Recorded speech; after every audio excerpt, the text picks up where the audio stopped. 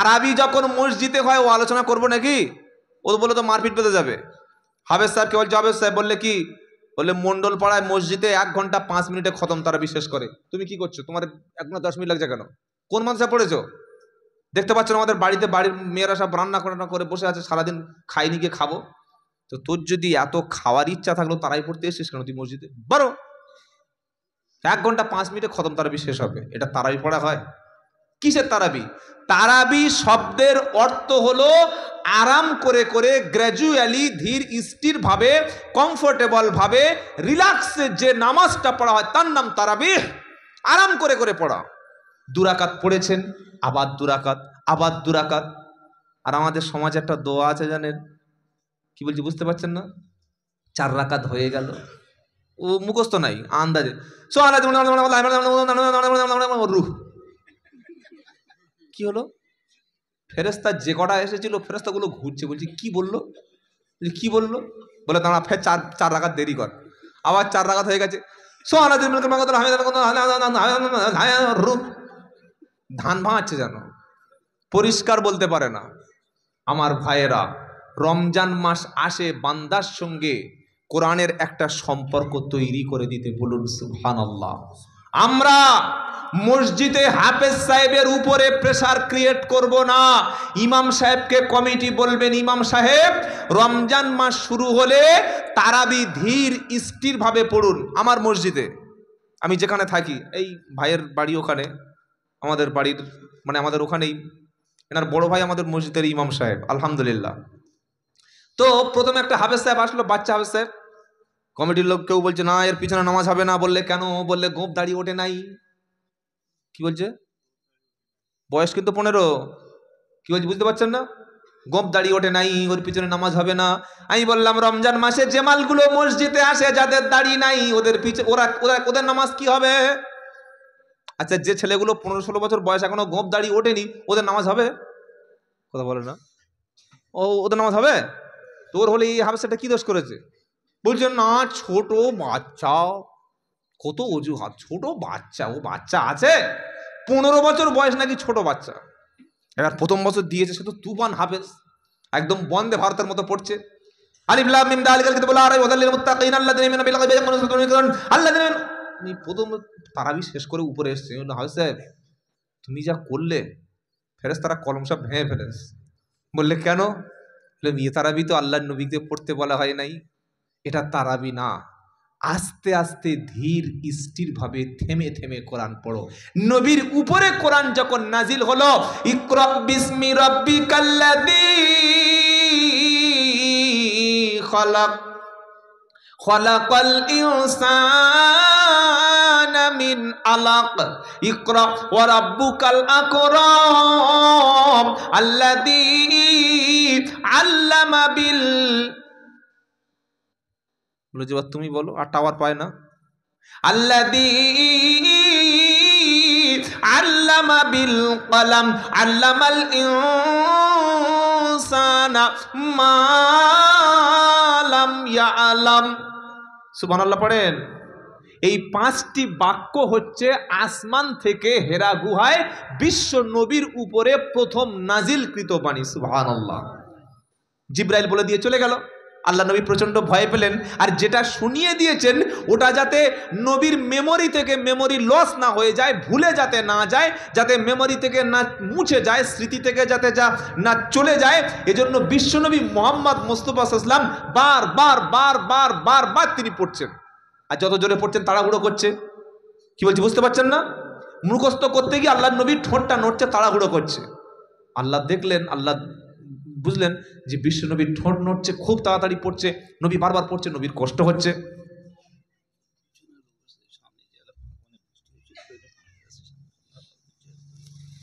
আচ্ছা, এই চেয়ারগুলো এখানে বসলে কি খুব বড় কবিরা গোনা হবে নাকি? এ বাবা, এই যারা পিছনে আছে একটু সামনে উঠে আসুন তো ভাই, একটু উঠে আসুন। পানি আছে তো এগুলো নিয়ে একটু আমাদের ভলেন্টিয়ার্স কারা, একটু পিছনে দিয়ে দিন। অনেক যারা আসছেন হয়তো অনেকে বসতে অসুবিধা হচ্ছে, একটু তুলে নিয়ে পিছনে দিয়ে দিন। আমার দিকে লক্ষ্য করুন। এবার আল্লাহর নবীর উপরে কোরআন যখন নাজিল হলেন, আল্লাহর নবী সাল্লাল্লাহু আলাইহি ওয়াসাল্লাম কোরআন যাতে ভুলে না যায়, শুনছেন আপনারা, খুব লক্ষ্য করুন, কুরআনুল কারীম যাতে না ভুলে যায় সেজন্য আল্লাহর নবীর ঠোঁট লিপ, এই ঠোঁটটা তিনি বারবার নড়াচ্ছেন, জিহ্বাটা দ্রুত সঞ্চালন হচ্ছে, আর আল্লাহর নবীর কষ্ট হচ্ছে। কি গো, যদি বারবার একটা কথা ঘন ঘন বলা হয়, জিভ নড়বে কি নড়বে না? আল্লাহ দেখলেন যে নবীর কষ্ট হচ্ছে, নবীর ঠোঁট নড়ছে, সঙ্গে সঙ্গে আল্লাহ বলে দিলেন কি, লা তুহাররিক বিহি লিসানাক। সুবহানাল্লাহ বলেন, জোরে বলেন না সুবহানাল্লাহ। লা তুহাররিক বিহি লিসানাকা লিতাজালা বিহি ইন্না আলাইনা জামআহু ওয়া কুরআনা। 29 পারা সূরা কিয়ামা দ্বিতীয় লাইনের 16 নম্বর আয়াতে আল্লাহ বললেন, নবী কোরআন মুখস্থ করার জন্য, কোরআন ঠোঁটস্থ করার জন্য, কোরআনটাকে মেমোরাইজ করার জন্য আপনার দ্রুত ঠোঁট নাড়াতে হবে না। জিব্রাইল যখন পড়বে আপনি ভালো করে শুনবেন। গোটা কোরআনুল কারীমকে আমি আল্লাহ পুরো সিনার মধ্যে আমি জমিয়ে দেব, জমা করে দেব। এবার নবীজি রাত্রে তারাবি পড়বেন। তবে আল্লাহর নবী সাল্লাল্লাহু আলাইহি ওয়াসাল্লাম যেভাবে আমরা এই জামাতবদ্ধ হয়ে পড়ি, নবী সাল্লাল্লাহু আলাইহি ওয়াসাল্লাম এভাবে পড়েন নাই, 3 দিন মাত্র পড়েছিলেন। নবীর ইন্তেকালের পর দ্বিতীয় খলিফা হযরতে উমর রাদিয়াল্লাহু তাআলা আনহু তিনি দেখলেন যে মানুষ তারাবির নামাজ বিক্ষিপ্তভাবে এখানে সেখানে ওখানে সব পড়ছে, কিন্তু ভালো জিনিস নয়। কি, সবাইকে এক করে তিনি নির্দেশ দিলেন, ইমামকে একজন বললেন নামাজ পড়াও, তারাবি শুরু করে দাও। আর তিনি 20 রাকাত তারাবি পড়ার ব্যাপারে তাগিদ করেছিলেন। কোন খলিফা? উমর। কোন উমর? যে উমর সম্পর্কে আল্লাহর নবী বলেছেন উমর জান্নাতি, জোরে বলুন সুবহানাল্লাহ। যে উমর সম্পর্কে, যে ওমর ফারুক সম্পর্কে কোরআনে 10টি আয়াত নাজিল হয়েছে, সুবহানাল্লাহ পড়বেন না? যে উমারকে আশারায়ে মুবাশশিরার মধ্যে একজন বলে দেওয়া হয়েছে, যে ওমর ফারুক সম্পর্কে বিশ্বনবী বলেন আমার পরে কোনো নবী হবে না, রসুল হবে না, যদি কেউ নবী হতেন লাকানা উমর, আল্লাহ তাআলা উমরকেই নবী করে পাঠাতেন। সুবহানাল্লাহ বলবেন না? ওই উমর ফারুক তিনি 20 রাকাত তারাবি নামাজের নির্দেশ দিয়েছিলেন। আর যত সাহাবা বেঁচে ছিলেন প্রত্যেকটা সাহাবাই 20 রাকাত তারাবি পড়েছেন। আলহামদুলিল্লাহ বলেন। এখনো আপনি মক্কা শরীফে যাবেন, মসজিদুল হারাম, মদিনা শরীফে যাবেন, মসজিদে নববী শরীফ, এই মসজিদে হারাম আর মসজিদে নববী, হারামাইন শরীফাইন, দুটো বিশ্ববিখ্যাত পৃথিবীর শ্রেষ্ঠ মসজিদে করাকাত তারাবি হয়। জোরে বলেন, কথা বলে না? 20 রাকাত। এজন্য তারাবির নামাজ নিয়ে ভাই ঝগড়া করো না। কেউ বলছে 8 রাকাত পড়বো, 8 রাকাত পড়ে যদি আইপিএল খেলা দেখবি তা যা ভাই যা, তোর নেকির দরকার নেই, তুই চলে যা, তুই ঝামেলা করছিস কেন? তোর নেকি আর দরকার নেই, তুই ওমরের চাইতে বেশি বড় বুজুর্গ হয়ে যা যা বরাবর তুই পড়তে চলে যা, ঝামেলা করছিস কেন? ঝামেলা আছে না নাই? তারাবি আবার 20 রাকাত পড়তে বললে এরা 20 রাকাতে 20 মিনিট খতম করতে, এটাও তারাবি না। আমি প্রথমে কি বলেছি? তারাবির নামাজটা হবে থেমে থেমে সুন্দর করে, 2 রাকাত পড়লেন আবার 2 রাকাত পড়লেন, কিছু তাসবিহ, কিছু জিকির। এই যে সুবহানাল্লাহিল মুলকে যেটা আমরা বলি, এটা কিন্তু হাদিস বা কোরআনে, হাদিস কোরআনে কোনো জায়গায় পড়তে আপনাকে নির্দেশ দেয় না। এমনি ওলামারা একটা তৈরি করেছে, এটাকে সুন্নাত মনে করে পড়বেন না, এমনি একটা অনেকে ফজিলত মনে করে পড়েন। আপনি ইচ্ছা করলে দরুদ শরীফ পড়তে পারেন, তার মাঝখানে আপনি অন্য কিছু পড়তে পারেন। কি বলছি বুঝতে পারছেন না? কিন্তু এই সুবহানাল্লাহ ফেরেশতারা ধুনে দেবে কবরে গেলে, চিটিংবাজি কবরে চলবে না। কি বুঝলেন? এইবার হাফেজ সাহেব যখন তারাবি শুরু করেছে, তাকে মসজিদের ইমাম পরিষ্কার করে বলে দেবেন, যিনি মসজিদের সেক্রেটারি, ক্যাশিয়ার, সভাপতি, হযরত হাফেজ সাহেব, 1 ঘন্টা 20 মিনিট, 30 মিনিট, 40 মিনিট সময় লাগুক, আমরা কোরআন শুনতে এসেছি, আমরা সহিভাবে কোরআন শুনবো, মাকরাজের সঙ্গে কোরআন শুনবো, এমনভাবে আপনি কোরআন পড়ুন যেন আল্লাহর কালামে যেভাবে লেখা আছে সেইভাবে। জোরে বলবেন না সুবহানাল্লাহ? যদি কোনোদিন সৌভাগ্য হয়, এই সামনে রমজান মাস আসছে, উমরায় যাবেন, রমজানের একটা উমরা জীবনে হলে একবার করবো ইনশাআল্লাহ বলেন। অনেকে বলবেন হুজুর একটু আগে বললেন যে বারবার উমরা, ফের বলছেন উমরা, কি দুরকম কথা হচ্ছে না? কি একটু আগে বলেছি তো? আপনি যদি রমজানে উমরা করেন, মুসলিম শরীফের হাদিস, নবী বলেন যে ব্যক্তি রমজান মাসে উমরা পালন করলো সে যেন আমি নবী আমার সাথে হজ পালন করার মতো সওয়াব পেল। সুবহানাল্লাহ পড়েন। রমজানে উমরা পালন করতে গিয়ে কাবা শরীফে যখন তারাবি শুরু হবে, কাবা শরীফের ইমাম যত আছে, শ্রেষ্ঠ একটা ইমাম আব্দুর রহমান সুদাইস, যখন তিনি কোরআন পড়েন, জাহান্নামের আয়াতগুলো যখন পড়ে, তখন আয়াতগুলো পড়তে পড়তে ইমামের চোখে পানি আসে, মুক্তা দিয়েও কাঁদতে শুরু করে। শোনেন নাই? আমি শুনি প্রতি বছর। বলি আপনি কি করে শুনে তারাবি পড়েন না? আমাদের এখানের তারাবির শেষ হওয়ার প্রায় 2 ঘন্টা 30 মিনিট পরে কাবা শরীফে তারাবি স্টার্ট হয়। তো আমি আরামসে তারাবি পড়ে খানা দাওয়া করে একটু শুনতে পারি। আলহামদুলিল্লাহ, অনেকেই শোনেন। তারাবি পড়ছে শুরু করলাম, দেখি 24 পারা পড়ছে সূরা জুমার, কাবার ইমাম।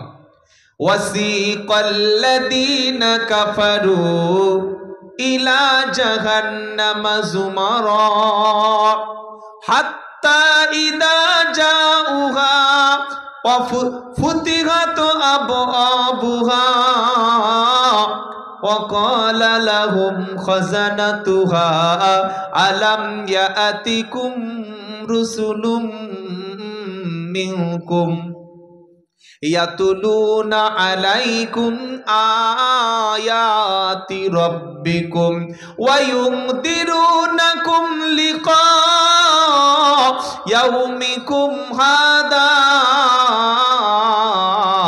ক্বালু বালা। এটা সূরা জুমারের 71 নম্বর আয়াত।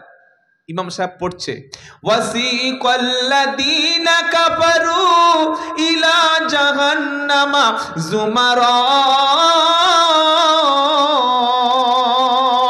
জাহান্নামীদেরকে যখন দলবদ্ধভাবে জাহান্নামের দিকে নিয়ে যাওয়া হবে, হাত্তা ইদা জাউহা,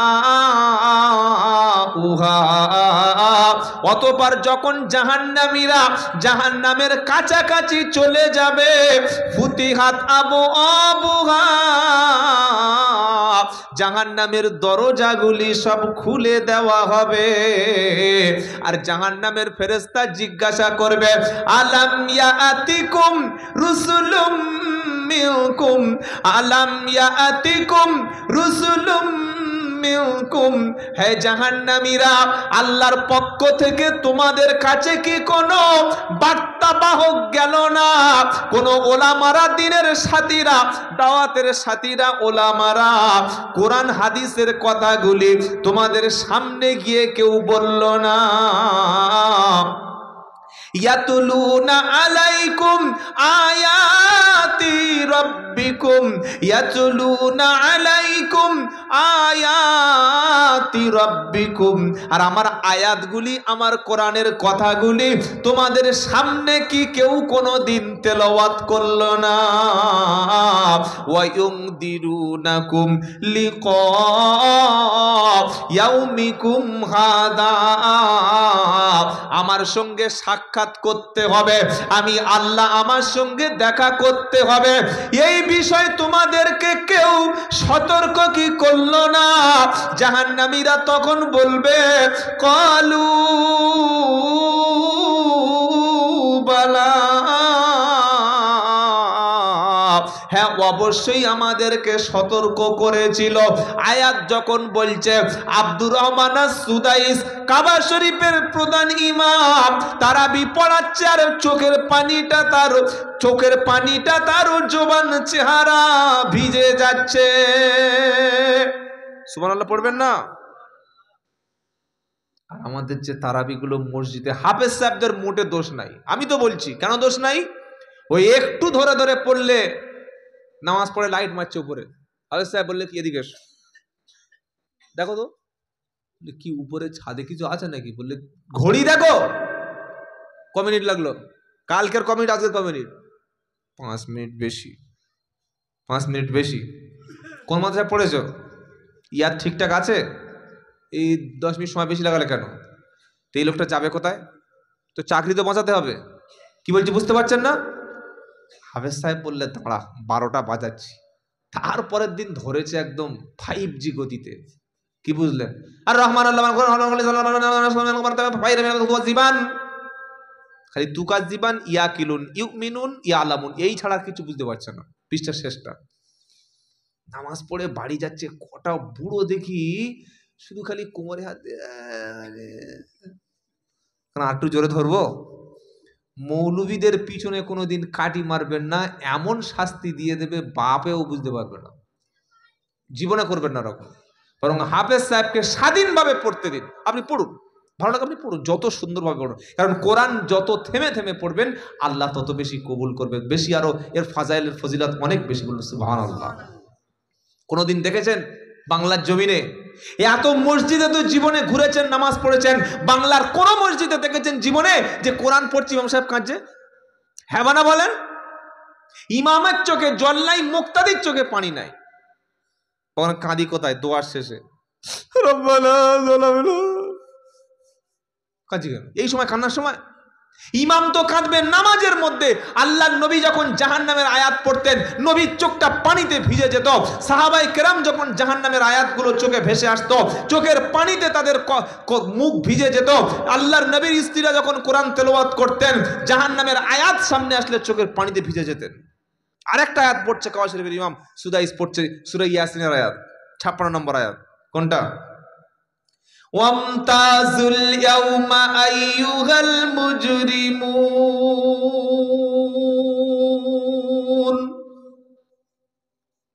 আহা, এটা অর্থ কিছু বুঝতে পেরেছেন? কিছু বুঝতে পেরেছেন না পারেন নাই? সূরা ইয়াসিনের 23 পারার 56 নম্বর আয়াতে কাবার ইমাম পড়ছে, একই আয়াত বারবার পড়ছে, ওয়ামতাজুল ইয়াউমা আইয়ুহাল মুজরিমুন।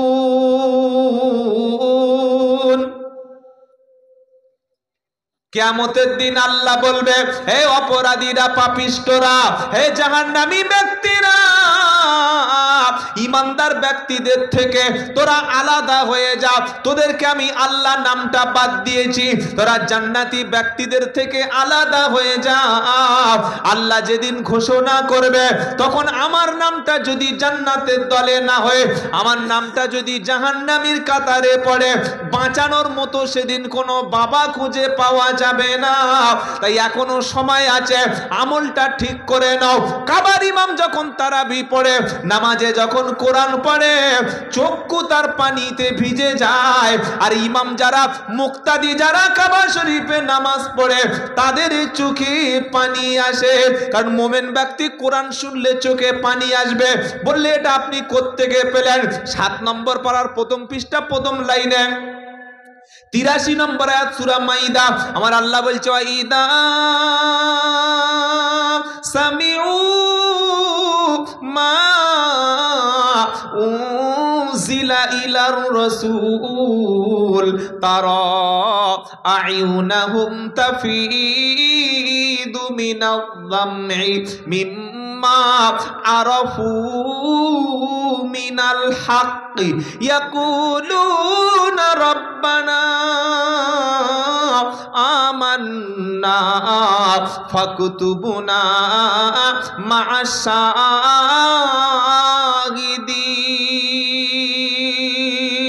একবার সুবহানাল্লাহ তো বলুন। ওই বাদামের খোলা শোনালে সুবহানাল্লাহ। কি গো, শোনেন নাই বক্তব্য? বাবারা, হাড়োয়ার পীর সাহেব বাবা পানিতে ফু দিল আর সঙ্গে সঙ্গে গ্লাস ফেটে গেল। 2025 সালে এই বয়ান চলছে। কোন যুগ? 5G যুগের ছেলেরা, জেনারেশন জেড, জেনজি যুগের ছেলেরা, যাদের হাতে গুগল আছে, যাদের হাতে ইনস্টাগ্রাম রয়েছে, যাদের হাতে ফেসবুক রয়েছে, টুইটার রয়েছে, সবকিছু অনলাইন আছে। এই যুগে কি বক্তব্য হচ্ছে যে আমার গোরাচাঁদ পীর সাহেব এমন একটা পীর ছিলেন, ফু দিয়ে তিনি গ্লাস ফাটিয়ে দিয়েছেন। এই মাথা মোটা, উনি যদি ফু দিয়ে গ্লাস ফাটিয়ে দেবে তো তুমি ফু দিয়ে একটা মাথা ফাটাও দেখি, ফাটাও। এইসব ভণ্ডামি আর কতদিন চলবে? আর এই শুনচার লোক সুবহানাল্লাহ সুবহানাল্লাহ হয় কি হয় না? হয় কি হয় না? কোরআনুল কারীম শুনে আল্লাহর কালাম, আল্লাহ, এবার আল্লাহ কি বলছে শুনে নেন। কি হলো?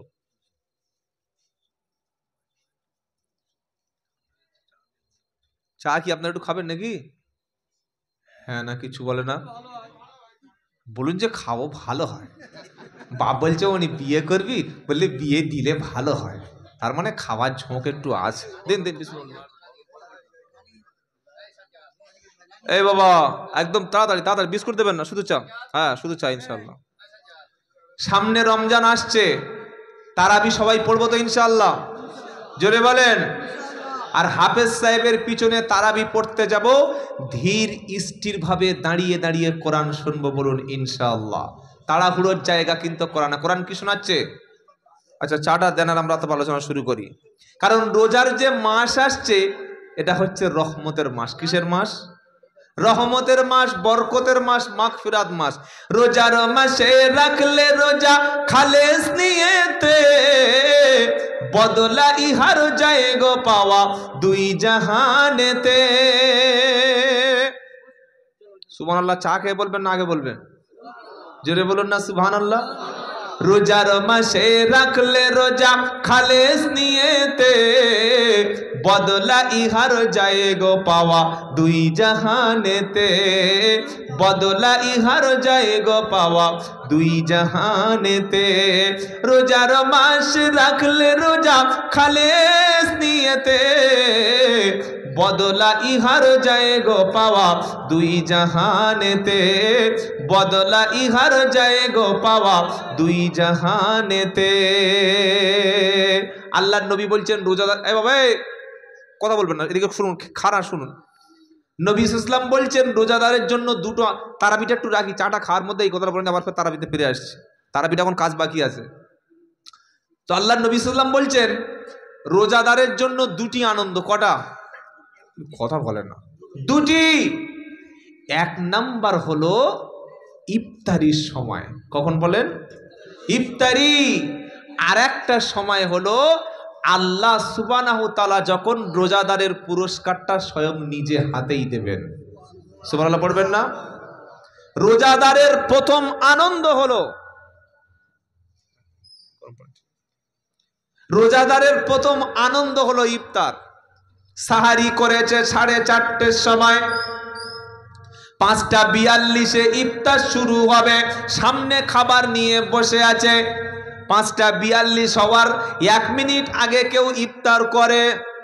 জোরে বলেন। আমার আল্লাহ বলছে ফেরেশতারা দেখ, তোরা তো বলেছিলিস ওয়াসফিকুদ্দিমা, এরা রক্ত ঝরাবে, মারামারি করবে, কাটাকাটি করবে। আমার বান্দারা সারা দিন রোজা রেখে সন্ধ্যাবেলা ইফতার নিয়ে বসে আছে, এরা সবর করেছে। রোজার আরেকটা কাজ হলো সবর করা। রোজার আরেকটা শিক্ষা হলো আমাদের জন্য ধৈর্য। যার ধৈর্য নাই, রোজা করে বিবির সঙ্গে ঝগড়া করে, রোজা করে বাচ্চার সঙ্গে ঝগড়া করে, রোজা করে সামান্য কথা সহ্য করতে পারে না, এটা রোজার বদলে এর কোনো ফজিলত হলো না। যখন বান্দা ইফতার নিয়ে সামনে বসে আছে, 1 মিনিট বাকি আছে, ইফতার করে না, আমার আল্লাহ বলে ফেরেশতারা সাক্ষী থাক, এরা এখনো সামনে খাবার আছে খায় না, সামনে পানি আছে পান করে না। আমি আমার বান্দার অতক্ষণ পর্যন্ত সবকিছু লক্ষ্য করেছি। যখন 5:42 সময় হলো, আজান যখন মসজিদে শুরু হলো, এবার বান্দা ইফতারও করতে শুরু করলো। বান্দা 1 সেকেন্ড আগে ইফতার করলো না। এই যে ধৈর্য ধরেছে, সবর করেছে, এর জন্য আখিরাতের পুরস্কার হলো আমি আল্লাহ আমার বান্দার জন্যে পুরস্কার নিজের কাছে জমা রেখে দেখেছি। আর পুরস্কারটা হলো ওই বান্দার সঙ্গে আমি আল্লাহ কিয়ামতে জান্নাতে দিদার করব। নামাজের নির্দিষ্ট একটা সওয়াব আছে, হজের আছে, জাকাতের আছে, কুরবানির আছে, দানের আছে, কিন্তু রোজার নির্দিষ্ট কোনো একটা কাউন্ট করা নাই যে এতটা পরিমাণ একটা কোয়ান্টিটি বা পরিমাণ রোজার বলাটাই এতটা নেকি হবে। কেন জানেন? রোজার সওয়াবটা, রোজার বকশিসটা, রোজার পুরস্কারটা ওটা বলছে আস-সাওমু লি ওয়া আনা উজজা বিহি, রোজা আমার জন্য আর এর পুরস্কার, এর যে জাযা, এর যে উত্তম পুরস্কারটা ওটা আমি আল্লাহ নিজ হাতেই দান করব। সুবহানাল্লাহ বলেন। রোজার পুরস্কার কে দেবেন? আল্লাহ। রোজাদারের জন্য দুটি আনন্দ, একটা হলো ইফতারিতে আর একটা হলো আল্লাহর কাছে যেদিন পুরস্কার নেব। ইফতারিতে আনন্দ কারা পায় ভাই? যারা সারা দিন রোজা করে আর সন্ধ্যাবেলা ইফতার করে। আর কিছু কিছু হারামখোর নেতা আছে, এই সরে যা, কিছু কিছু হারামখোর নেতা আছে, ওরা কি করে বলবো? কথা বলে না, 27শে রমজান আমাদের পার্টির তরফ থেকে ইফতার পার্টি রহিয়াছে, এই বড় ব্যানার, রাহুল গান্ধীর ছবি, অমুক নেতার ছবি, কোথায় ছবি টবি দিয়ে সব সব জায়গায় পোস্টার মেরে দেয়। এবার সন্ধ্যাবেলা একটা হুজুর সাজিয়ে এনেছে, মাথায় টুপি, মুখে দাঁড়িয়ে একটা চাচা ধরে এনেছে, বলে তুমি হুজুর সাজো, দোয়া করে দেবে। দোয়া করতে পারো তো? বললে হ্যাঁ আমি কুচে দোয়া করতে পারি। কুচে দেবে। এবার ইফতার, আর সরকারি ওই যে পার্টির ইফতার মানে তো বিশাল ব্যাপার, এরকম বড় বড় লুচি আর পাঁঠা, এই খাসির গোশ, কি তারপরে বিরিয়ানি হবে, বড় বড় লেগ পিস, সামনে সব পার্টির পক্ষ থেকে এরকম ইফতার এসে গেছে। আর একটা করে এই গলায় যেটা দেয় ওটা কি বলে গো? উত্তরীয়। উত্তরীয় যখন গলায় দিয়েছে তখন এই যে চাচাকে মৌলবি সাজেছে, মাল তখন ফুলছে এরকম, কি বুঝলেন, ফুলছে। দোয়া করো, আমার পার্টির জন্য দোয়া করে দাও। পার্টির জন্য দোয়া করছে আর হাত তুলেছে, রব্বানা যালামনা। ফেরেশতারা বলছে এত বড় চিটিং বাজ তুই আমরা আগে বুঝতে পারলাম না। বললে কেন, কি হলো, কি হলো, কি হলো? বললে যাদের জন্য ইফতারে দোয়া করতে এসেছিস, সকালবেলা মালগুলো ব্রেকফাস্ট করেছে, দুপুরবেলা লাঞ্চ করেছে, একটু আগে বাড়িতে আসার আগে গলা পর্যন্ত পেট ভরে খেয়ে এসেছে, যাদের জন্য ইফতার পার্টিতে তুমি দোয়া করছো, 100-র মধ্যে 99 জন রোজাদার। সুবহানাল্লাহ। কেটে গেছে যদি চুলকোনার মলম দাও তুমি বাঁচবে? হ্যাঁ, কোথাকার মলম কোথায় লাগাতে হবে? সুবহানাল্লাহ। কি বুঝলেন? এই বাবা, চুল তোলা একটা ক্রিম আছে জানেন? হ্যাঁ, ওই ক্রিমটা যদি কেউ দাড়িতে লাগায় ও তো সঙ্গে সঙ্গে ফাঁসে হয়ে যাবে। কোথাকার মাল, কথা সুবহানাল্লাহ বলে যাক, ঠিক আছে, আল্লাহ ক্ষমা করে দেয়। এই ইফতার পার্টিতে আমি আব্দুল্লাহ জুবাইর বলে দিচ্ছি যাওয়া হারাম। বলে হুজুর আপনি ফতোয়াবাজি করছেন কেন? না ভাই, আপনি সারাদিন রোজা রেখেছেন, আপনি ইফতার করবেন হালাল খাবারে না হারাম খাবারে? জোরে বলুন। তো যে খাবারটা দিয়েছে আপনার সামনে ওটা একেবারে পাকা হালাল, আপনার কোনো গ্যারান্টি আছে? নাই। 2 নম্বর হলো ইফতার পার্টিতে যে দোয়াটা করছেন সেখানে যে মালগুলো মিচে মিচে মাথায় টুপি দিয়ে আর গায়ে হাজি রুমাল দিয়ে বসে আছে, ওরা পানি নিয়েছে? হ্যাঁ, তো তুমি কার জন্য হাত তুলে দোয়া করছো? যদি রোজাটা কবুল করাতে চাও, হারাম ইফতার ত্যাগ করে বাড়িতে খেজুর আর ছোলা দিয়ে পানি দিয়ে ইফতার করো। হালাল ইফতার দ্বারা ইফতার করলে আল্লাহ রোজাটা কবুল করবে। সারাদিন রোজা করে সন্ধ্যা পার্টি অফিসের সামনে এমন করে বসে ইফতার করছে যেন 30টা রোজা সব করছে, অথচ হারামখোরের পেটে পুরো সব ভরে আছে। ইফতার পার্টি করে, কোনোদিন সাহারি পার্টি করে? করে? ওটা করা যাবে না, রাত জাগা যাবে না, সহজে করা যাবে। তাই মুসলমান সাবধান হও, তোমাকে ইফতারের পার্টির নাম দেখিয়ে, লোভ দেখিয়ে তোমাকে ধোকা দিয়ে বোকা বানানোর চেষ্টা করছে।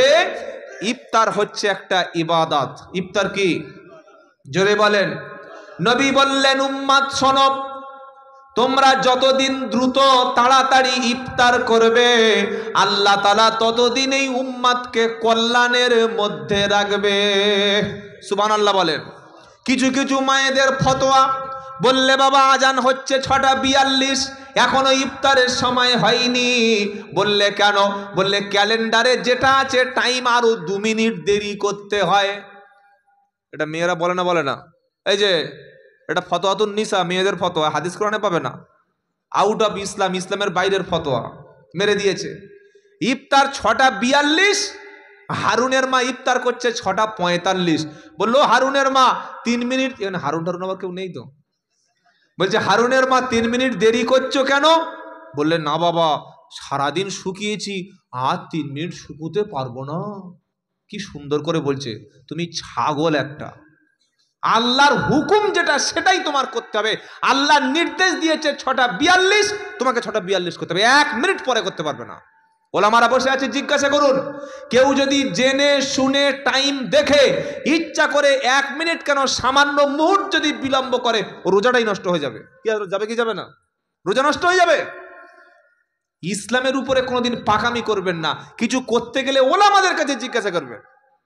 বাড়ির বুড়িটা বসে বসে ফতোয়া দিচ্ছে যে 2 মিনিট দেরি হলে ভালো, যদি আমার রোজাটা নষ্ট হয়। আরে দেরি হলে টাইম, যারা টাইম টেবিল তৈরি করেছে তারা তোমার মতো পাগল না, ছুঁচো না, তারা খ্যাপা না, তারা বড় বড় বিজ্ঞানী। তারা টাইম টেবিল ঠিক করে রেখেছে, যেটা চিরস্থায়ী টাইম টেবিল। 6টা 42 আজান, 6টা 42-এ খেজুর পানি নিয়ে মুখের কাছে ধরে থাকবে, যেই 6টা 42 সঙ্গে সঙ্গে মুখে তুলে দেবে বিসমিল্লাহ বলে, মনে থাকবে ইনশাআল্লাহ। আবার কিছু কিছু পাকা মুয়াজ্জিন আছে, কি করে জানেন?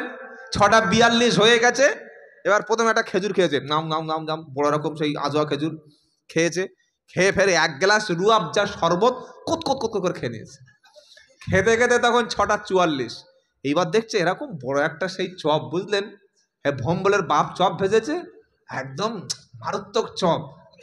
এই চপটা না খেয়ে আজান দেবো, ওটা খাই। আর ওদিকে সব লোক বসে আছে, বাড়ির মেয়েরা সব আজান শুনে খায় তো, কথা বলে না? বাড়ির মহিলারা ইফতার করে আজান শুনে নাকি ঘড়ি থেকে? আজান শুনে, ওদের তো টাইমের ঠিক নাই, আজান শুনলে ইফতার করবে। সেই বড় চপ, রুয়াবজা শরবত আর আজোয়া খেজুর খেতে খেতে খেতে 42 ইফতার 46 হয়ে গেছে। লোক বলছে আজান, লোক বলছে এই মুয়াজ্জিন আজান দাও, 46 হয়ে গেছে। বলে আরে বাবা, সাথে আমার খেতে দিবি না, বুড়ো মানুষ মরবো গলা বেঁধে, দাঁড়া খাই। 47। এইবার উঠেছে, মাইক সোজা করেছে, এরকম মাইক সোজা করে নিয়ে মাইকটা ঠুকছে, এবার গলা ঝাঁকড়াচ্ছে, যেগুলো খেয়েছিল ভিতরে ঢোকাতে হবে।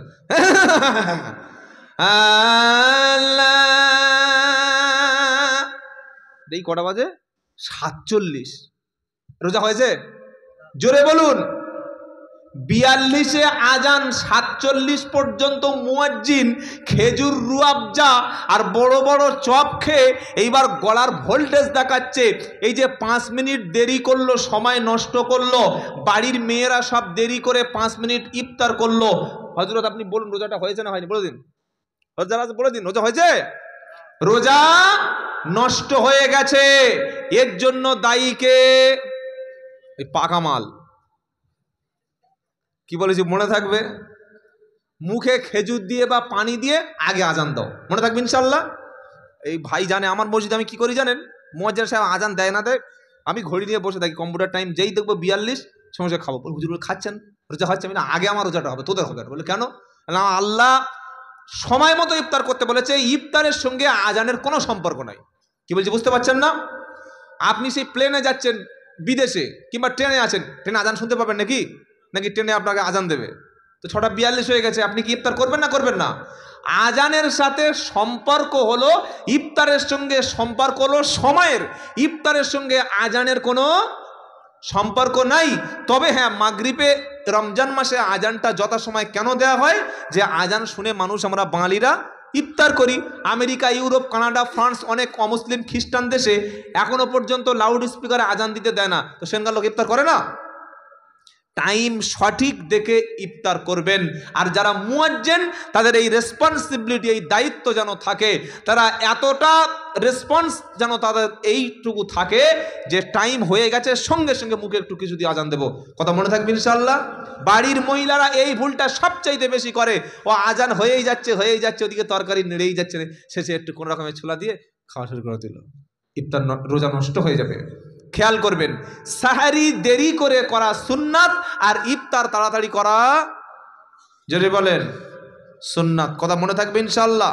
রমজান মাস সামনে আসছে, আমরা চেষ্টা করব শুধু আমি ইফতার করব না, আমার প্রতিবেশী যদি কোনো ব্যক্তি ক্ষুধার্ত থাকে, গরিব থাকে, এতিম থাকে, দুস্থ থাকে, আমি তাকে 2 কেজি ছোলা, 1 কেজি চিনি আর 1 কেজি মুড়ি আর একটু কোনো খেজুর দিয়ে তার বাড়িতে পাঠানো। কোনো এতিম বিধবা মা, দুস্থ ব্যক্তি কিংবা আমার প্রতিবেশী, তারা যদি আমার সামান্য হাদিয়া তোহফা, রমজান মাসের ছোলা, চিনি, খেজুর, সামান্য সামগ্রী দিয়ে তারা ইফতার করতে পারে, হয়তো সেই মা রোজা রেখেছে, সন্ধ্যাবেলা পানি ছাড়া কিছু নাই, খাবার তার বাড়িতে কিছু নাই, আপনার খেজুর, আপনার ছোলা, মুড়ি, চিনি দিয়ে যে ইফতার করলো, আপনি যে ইফতারে সহযোগিতা করলেন, রোজাদার ব্যক্তি রোজা রেখে যে সওয়াব পাবে, ইফতার করে রোজার সহযোগিতা করার জন্য আল্লাহ সেই সওয়াব আমলনামায় দিয়ে দেবে। সুবহানাল্লাহ পড়েন। এজন্য আমরা রমজান মাসে ইফতার বিতরণ করি, করি কি করি না? এটা অত্যন্ত ভালো কাজ, অত্যন্ত ভালো কাজ। এই কাজের দায়িত্ব মসজিদ কমিটি তো নেবে। কারা নেবে? মসজিদ কমিটি দেখবে পাড়ায় কোন এতিম, বিধবা, দুস্থ মা, বিধবা মা, এতিম বাচ্চা, এমন গরিব মানুষ যার ইফতার কিনতে পারে না, মসজিদের ক্যাশ বাক্স থেকে টাকা নিয়ে পাড়ায় মানুষের চাঁদা তুলে এতিম, বিধবা, মিসকিনের ইফতারের ব্যবস্থা করবে মসজিদ কমিটি। এ দায়িত্ব কার? মসজিদ কমিটি। বলে হুজুর ওসব সময় নাই, বরং কি হচ্ছে জানেন, ওই যে তারাবির কথা বলছিলাম, কোনটা বলবো, সব দিকে রোগ, আপনি কোথায় বলবেন বলুন তো দেখি। তারাবির রমজান মাসে রোজা 20টা শুরু হলে কমিটির লোক এবার পাড়া থেকে টাকা তোলে, তোলে কি তোলে না? কতগুলো ভুল খালি দেখুন, একটা করে ভুলগুলো শুনলে চোখ হ্যাং হয়ে যাবে, চোখ আর চাইতে পারবেন যে কি বলছে রে। হাফেজ সাহেবের নামে তারাবির টাকা তুলছে, হাফেজ সাহেব খতম তারাই পড়াচ্ছে, টাকা দাও, খতম তারাই পড়াচ্ছে, টাকা দাও। এবার 200 টাকা, 300 টাকা, 500 টাকা করে দিল, হিসেব করে দেখতে পাওয়া গেল 29,500 টাকা হয়েছে। সেক্রেটারি বললো ঠিক আছে, ওটা আমি 30,000 করে দিই, আমি 500 টাকা দিলাম। কত টাকা হলো? কত হলো? পাড়ায় বলে বলে তুলছে হাফেজ সাহেবের খতমের টাকা, তারাবি পড়ানোর খতম তারাবির টাকা, 30,000 টাকা ক্যাশ জমা করে, আর লাস্ট জুমার দিন ইমাম সাহেবকে বাইরে রেখে ক্যাশিয়ার, সেক্রেটারি, সভাপতি সবাই মিলে গুনে, আর ঈদের দিন বলছে হাফেজ সাহেব বললে কি, অসর চাঁদা একটু কম উঠেছে জানো না, রাখো 12 রাখো। কত টাকা ওর থেকে বাদ গেল? খাতা কলম আনবো নাকি ব্ল্যাকবোর্ডে অঙ্ক করাবো? এই যে 30 উঠেছে, হাফেজ সাহেবের 12 দিচ্ছে, 18,000 টাকাটা হাফেজ সাহেবের নাম করে তুলে যে ঝেড়ে দিল, ঘেপে দিল, অথবা মসজিদে জমা করলো, এটা সম্পূর্ণ নাজায়েজ এবং হারাম। কি বললাম বুঝতে পারলেন না? মসজিদ কমিটি হয়ে বসে আছে, হিসাব নাই, আর আলেমদেরকে মসজিদ কমিটি কোনোদিন জায়গা দেয় না।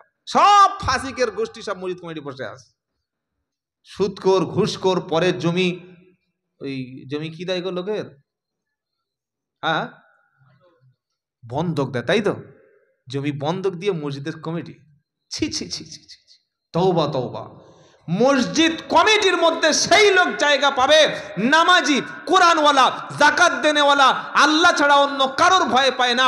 সূরা তাওবার 18 নম্বর আয়াত আল্লাহ পরিষ্কার শুনিয়ে দিয়েছে, সুদের ব্যবসা করে মসজিদের ক্যাশিয়ার, লটারির টিকিট বিক্রি করে তাকে মসজিদের ক্যাশিয়ার পদে বসিয়ে দিয়েছে, পরের জমি বর্গা দিয়ে খায়, জমি বন্ধক দিয়ে হারামের টাকায় ভুড়ি করেছে, আর ও মসজিদের ক্যাশিয়ার, ও কে ওই পদে বসিয়ে দিয়েছে? মসজিদ কমিটির সেক্রেটারি, সভাপতি সেই লোক হবে। কোন লোক? ইমাম বাড়িতে চলে গেলে ইমামের অবর্তমানে মসজিদে নামাজ পড়াতে পারবে, সেই লোক হবে মসজিদের সভাপতি। কথা মনে থাকবে ইনশাআল্লাহ।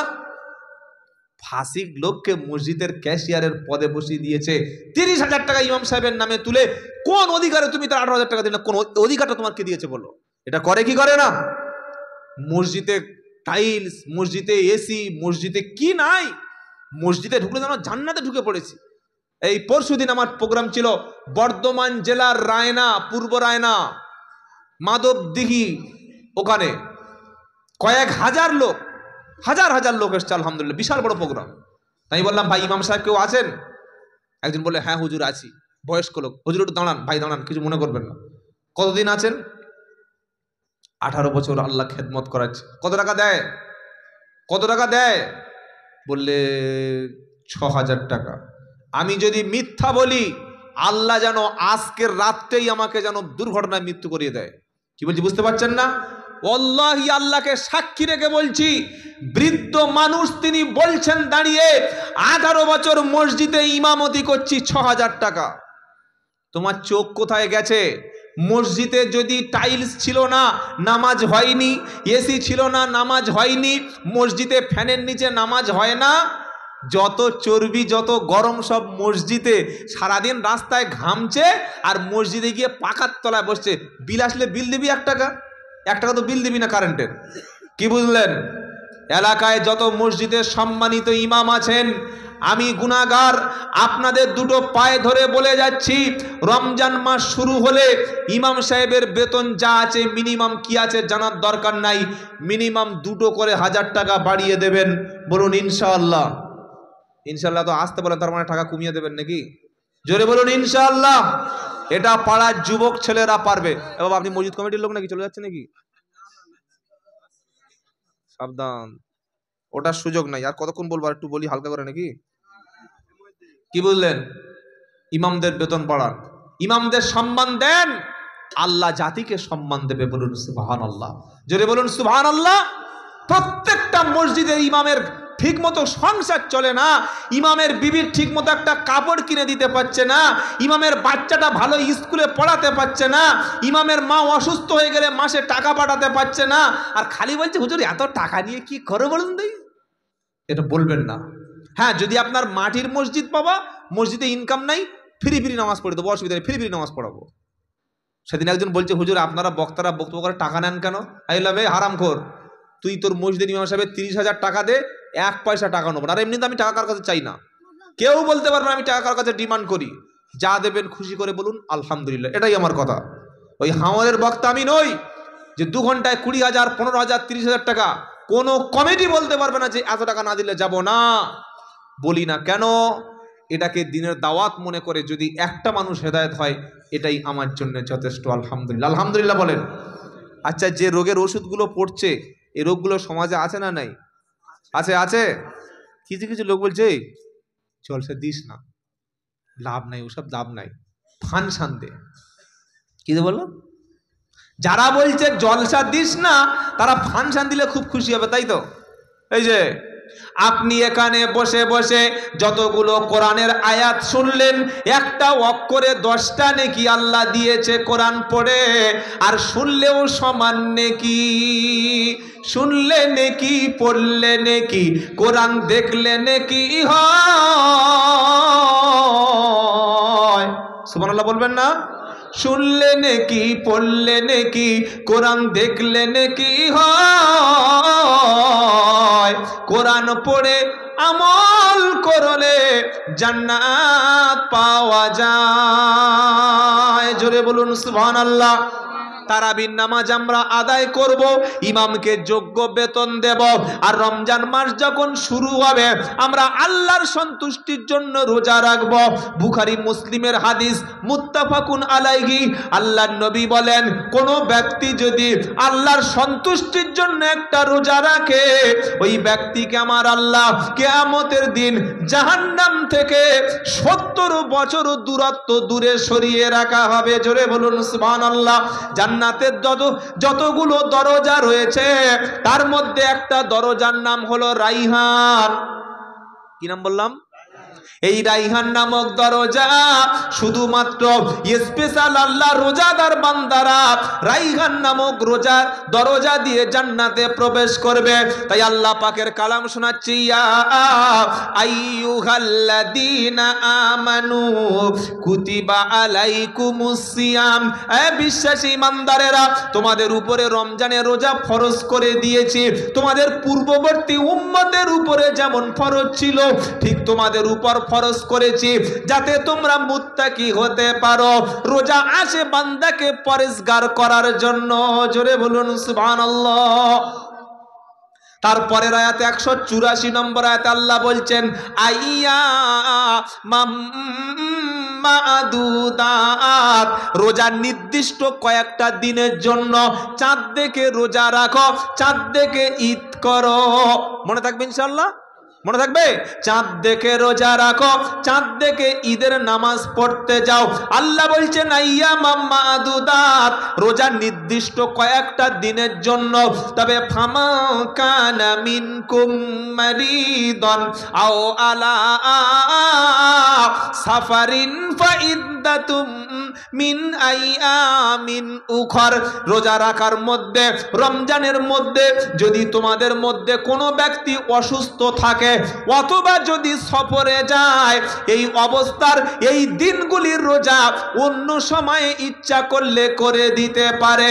দুটি কথা, একটা হলো অসুস্থ আর একটা হলো সফর। অসুস্থ মাজুর ব্যক্তির জন্য, এমন প্রচন্ড অসুস্থ, বড় ডাক্তার দেখে বলে দিয়েছে রোজা রাখলে লোকটা মৃত্যুবরণ করতে পারে, অথবা রোজা রাখলে লোকটা কোনো কঠিন রোগে আক্রান্ত হবে, ওই ব্যক্তি রমজান মাসে রোজা রাখা থেকে বিরত থাকবে। যখন সুস্থ হবে রোজার বদলে রোজাগুলো করে দেবে। সুবহানাল্লাহ বললেন না? আয়াতটা শুনে সুবিধাবাদীরা সুবিধা করবে, বলে কেন হুজুর বলে গেছে রোজার সময় শরীর খারাপ হলে রোজা করা যায় না। এই খ্যাপা, তোর তো সামান্য পেটে গ্যাস, কি ভোরের বেলা গোশ দিয়ে ভাত খেয়ে আর সকাল 9টার সময় বউ বলছে কি হয়েছে গো, বুকটা খারাপ হচ্ছে, তার মানে খাবে, রোজা রাখবে না, ছুতো, বুঝলেন, অজুহাত খুঁজছে। বউ বলছে বুকে একটু তেল দিয়ে দেবো, বলছে না রে আমার কিরাম কিরাম হচ্ছে, একটু ধরে শুইয়ে দিয়েছে, কিছু খাবে, কি আছে না রে, আম্মুকে দই টই দিয়েছে, মিষ্টি দিয়েছে, মাল উঠে বসে আবার হাসছে ফিক ফিক করে। কি বুঝলেন? বলে রোজা রাখবে না। বলে কেন হুজুর বলে গেল যে অসুস্থের জন্য রোজা ছাড় আছে, তোমার মতো পাগলের জন্য রোজা ছাড় আছে? এত প্রচন্ড অসুস্থ, ক্যান্সার রোগী, কি রোগী? ক্যান্সার, অথবা 450 সুগার, কোলেস্টেরল বেড়ে গেছে, কিংবা এমন কঠিন মারাত্মক ব্যাধি, নিজে পাকামি করলে হবে না। কোনো এমবিবিএস, কোনো সুপার স্পেশাল ডাক্তার যদি আপনার হাত ধরে আপনার ব্লাড টেস্ট করে, ইউরিন টেস্ট করে, পুরো শরীর ফুল বডি চেক আপ করে ডাক্তার পরামর্শ দেয় যে 10 ঘন্টা 12 ঘন্টা রোজা করলে, পানি বা খাবার না খেলে তুমি মৃত্যু মুখে পতিত হয়ে যেতে পারো, মারা পড়তে পারো, তাহলে আল্লাহ তাআলা এই রকম ব্যক্তির জন্য যতদিন না সুস্থ হচ্ছে ততদিন তার জন্য রোজা থেকে তাকে রুখসত দেয়া আছে, রোজা থেকে ছাড় দেয়া আছে। সামান্য একটু গ্যাস হচ্ছে, দুবার ঢেকুর তুলে পাঁদা খেয়ে বসে আস, এজন্য ছাড় নাই, মনে থাকবে ইনশাআল্লাহ। আর বাড়ির মেয়েদের পেটে বাচ্চা আসলে মায়েরা অজুহাত খোঁজে, পেটে 1 মাসের বাচ্চা রোজা করে না, 2 মাসের বাচ্চা রোজা করে না। মায়েদের জন্য পিরিয়ডের সময় ছাড়া, আর যদি পেটে বাচ্চা আসে, একদম হতে যাবে আসন্ন প্রসবা, নেক্সট উইক, সামনে সপ্তাহে বাচ্চা হবে, অথবা ভালো গাইনোকোলজিস্ট ডাক্তার তিনি পরীক্ষা করে বলেছেন যে তোমার পেটের বাচ্চার যে কন্ডিশন, যদি তুমি এই অবস্থায় রোজা রাখো তাহলে বাচ্চাটাও মারা যেতে পারে আর তোমার স্বাস্থ্যের জন্য ক্ষতিকর। ভালো পরেশগার ডাক্তার বা স্পেশাল গাইনোকোলজিস্ট ডাক্তার যদি বলে, সেই ক্ষেত্রে মহিলারা পেটের বাচ্চার হওয়ার একটু কয়েকদিন আগে সেই কয়েকটা দিন রোজা থেকে বিরত রাখতে পারে। কি বলছি বুঝতে পারলেন না? আর এখনকার মানে বলে লাভ নেই, একটু ছুতো হলো রোজা রাখবে না। আল্লাহ বলছেন ফামান কানা মিনকুম মারিজান, তুমি যদি অসুস্থ থাকো, আওয়ালা সাফার, তুমি যদি মুসাফির হয়ে গেছো, সফরে গেছো, এই দিনগুলির পরিবর্তে অন্য দিন রোজা রাখবে। সুবহানাল্লাহ বলেন।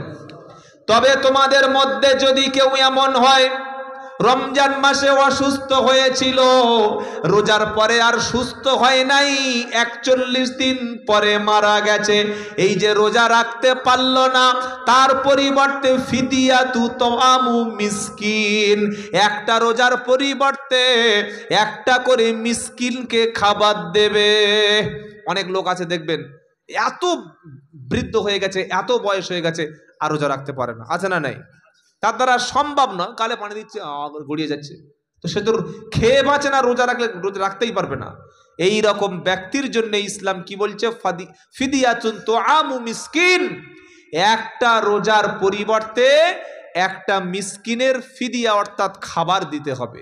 30টা রোজার পরিবর্তে 30টা মিসকিনের বা একটা মিসকিনকে 30 দিনের খাবার দিলে আল্লাহ তাআলা তার জন্য মাফ করে দেবেন। জোরে বলুন সুবহানাল্লাহ। তবে সে যদি সুস্থ হয়, মরণের আগ পর্যন্ত যদি কোনোদিন সুস্থ হয়, রমজানের রোজা একটার পরিবর্তে একটা করে দেবে। সুবহানাল্লাহ বলেন। আল্লাহ পাক তাই বলছেন লাআল্লাকুম তাত্তাকুন, রোজা তোমাদের কাছে এসেছে যাতে মুত্তাকি পরেজগার খোদাভীরু হতে পারো। এটাই হলো রমজানের শিক্ষা। তাহলে আমরা রমজানের মধ্য থেকে কি শিক্ষা নিলাম? তারাবির নামাজ সহিভাবে ইমাম সাহেবের পিছনে আদায় করব, তাড়াহুড়া আমরা করব না, আর রমজান মাসে 5 ওয়াক্ত নামাজ জামাতে আদায় করব। বলুন ইনশাআল্লাহ। যারা সুস্থ মানুষ, সবল মানুষ, যারা অ্যাডাল্ট হয়ে গেছেন, যারা সাবালক হয়ে গেছেন, হোক ছেলে কিংবা আপনার মেয়ে, প্রত্যেক ছেলে মেয়ে সাবালক হয়ে যাওয়ার পরে কোনোভাবেই যেন রোজা কাজা না করে, কারণ এটা হলো ফরজ। এটা কি ইবাদত? জোরে বলেন, ফরজ ইবাদত। রোজা রাখবো ইনশাআল্লাহ, রোজা রাখবো ইনশাআল্লাহ। যারা এতদিন নামাজ কাজা করে এসেছি, আল্লাহর দিন থেকে, ইসলাম থেকে, কোরআন থেকে দূরে, আপনার গ্রামে দাওয়াত ও তাবলীগের পবিত্র মেহনতের সাথীরা যখন আসবে, কিংবা ওলামারা যখন মসজিদে কোরআনের তালিম করবে, প্রত্যেকটা মুসলমানকে কোরআন পড়া ফরজ, আর কোরআনটা ইমাম সাহেবের কাছে সহি করে শিখে নেওয়া ফরজ। তাই সময় বিলম্ব না করে আগামী থেকে কোরআন শিখবেন, 5 ওয়াক্ত নামাজ পড়বেন। সকলে ইনশাআল্লাহ বলেন দেখি, বলেন ইনশাআল্লাহ। বাচ্চাদের মক্তবে আপনারা পড়ান তো? পড়ান না? পড়ান না? মাসে ক পয়সা দিতে হয় বাবা? মাসে কত করে? কত পয়সা দেয় না? ও কমিটি দেয়। ওটা কমিটি দেবে কেন? কি অবস্থা! ছেলে কেজি স্কুলে যাবে, মা ঘুম থেকে উঠে পিঠে ব্যাগটা বেঁধে দিয়ে, গলায় টাই তুইয়ে, বাচ্চার বুট পরিয়ে, নাচতে নাচতে বাচ্চা স্কুলে যাচ্ছে, আর মা দেখি ঠোঁটে লিপস্টিক পরছে। শালা এর সঙ্গে লিপস্টিকের সম্পর্ক কি রে? মাধ্যমিক পরীক্ষা দিতে যাচ্ছে মেয়ে, আর মেয়ের মা দেখি বিউটি পার্লারে মুখ ঠিক করতে যাচ্ছে। এই দেখেছেন না? দেখেন না? মিথ্যে কথা বলছি? সর্বনাশ! এ কি? বাচ্চা পরীক্ষা দিচ্ছে আর মা মেকআপ করছে। এই মায়ের পেটে কোন যন্ত্র তৈরি হয়েছে বুঝতে পারছেন? খালি বলছে ওই যে জলসা দিয়ে কাজ হয় না, এই জলসা কাজ হবে? হজরতে ফতেমা রাদিয়াল্লাহু তাআলা আনহা জীবনে অনেক ঘটনা শুনেছেন, খালি একটা শিক্ষা নিন ফতেমার কাছ থেকে। রসুলের কলিজার টুকরা, জান্নাতের রমণীদের সর্দারিনী, তিনি এত বেশি ভালোবাসতেন স্বামীকে, কোনোদিন স্বামীর জীবনে কথা দিয়ে কষ্ট দিতেন না। আর আপনারা যারা বসে আছেন, যদি বলি যে বিবি স্বামীর কথা দিয়ে ব্যথা দেয়নি, কষ্ট দেয়নি, এরকম স্বামীকে আছেন, হাত তুলুন। হাত আর উঠবে না, তখন পা উপরে উঠে যাবে। কি বলছি বুঝতে পারছেন না? এমন এমন কথা মেয়েদের। এরা নফল নামাজ পড়বে বেশি, নফল রোজা করবে বেশি, দান সদকা করবে বেশি, দান করবে, কোরআন পড়বে, সব করবে বেশি, কিন্তু কথা দিয়ে কষ্ট দেয়। নবীর জামানায় একজন মহিলা ছিলেন, ফরজ পড়তো, নফল পড়তো, সুন্নাত পড়তো, তাহাজ্জুদ কাজা করতো না, কিন্তু মহিলার কথাটা ছিল অত্যন্ত কর্কশ। স্বামীকে, শ্বশুরকে, আত্মীয় স্বজনকে, পাড়া প্রতিবেশীকে কথা দিয়ে যেন মনে হয় যেন ব্লেড দিয়ে, ছুরি দিয়ে চেঁচে দিচ্ছে। এত বেশি কষ্ট দিত, আমার নবী বললেন মহিলাটা জাহান্নামে যাবে। আহা, জবান দ্বারা কষ্ট দেওয়া মারাত্মক বড় গুনাহ। আরেকটা মহিলা ছিল, ফরজ পড়তো, ওয়াজিব সুন্নাত পড়তো, নফল বেশি ছিল না, কিন্তু মহিলাটার কথা ছিল মিষ্টি।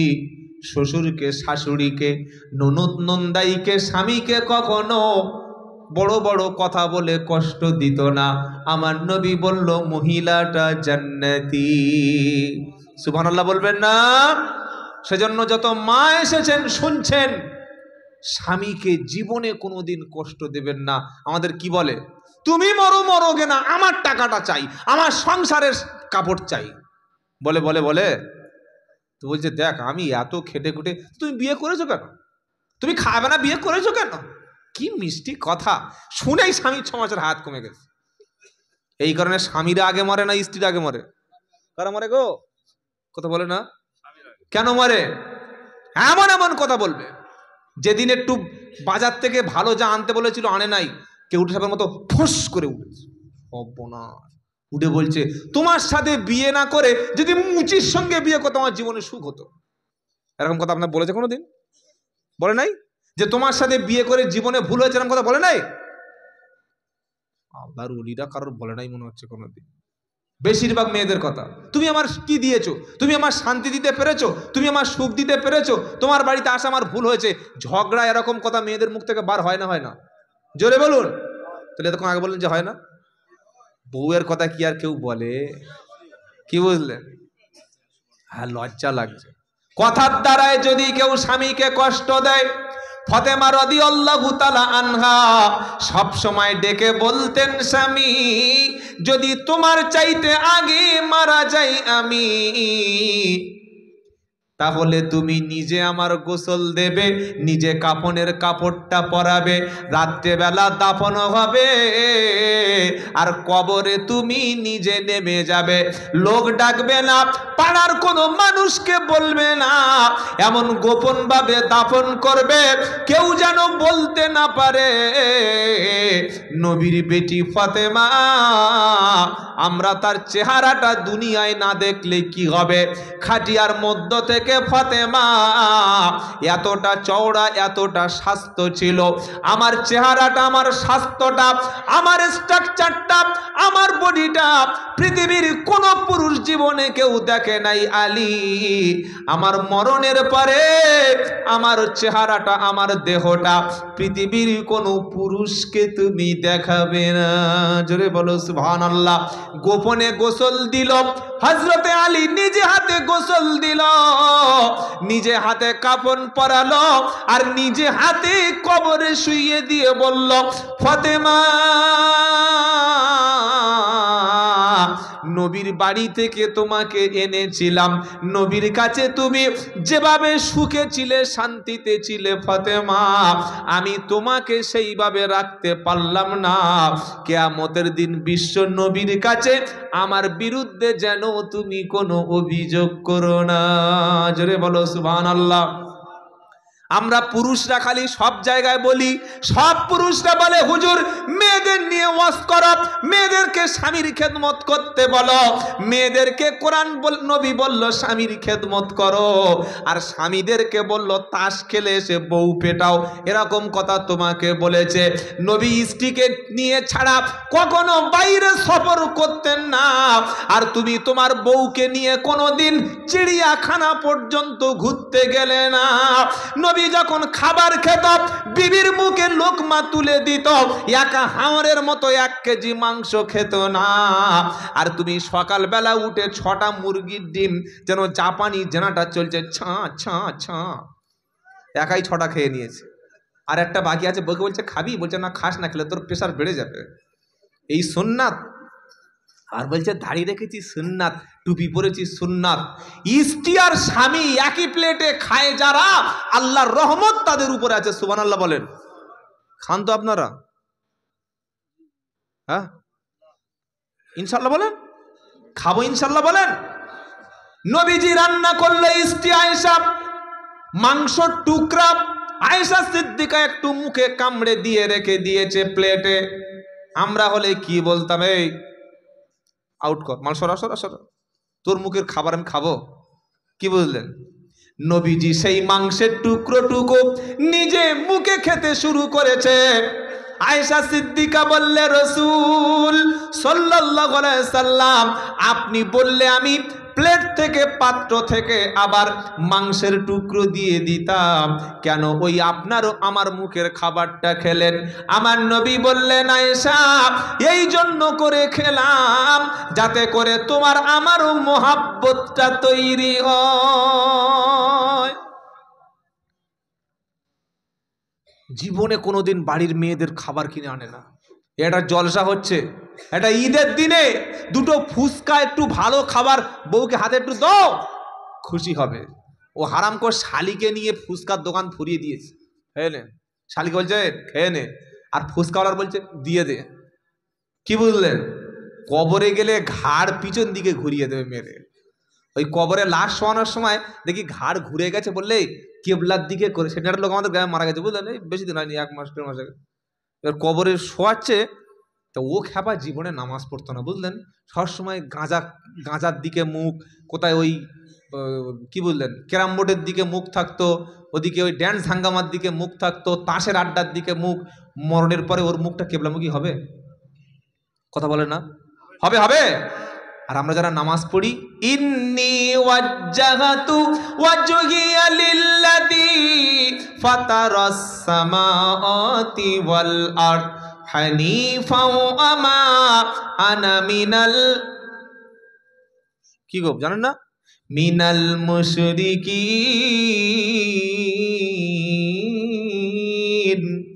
নিশ্চয়ই আমি আমার মুখটাকে, চেহারাকে আসমান জমিনের যিনি রব তার দিকে একনিষ্ঠভাবে ঘুরিয়ে দিলাম। আমি মুশরিকদের অন্তর্ভুক্ত নেই, এটা আমরা ইমানদাররা বলি। হে বাবাজিরা, আল্লাহওয়ালা ভাইরা, তাই স্ত্রীর সঙ্গে সৎ আচরণ করব, সকলে বলুন ইনশাআল্লাহ।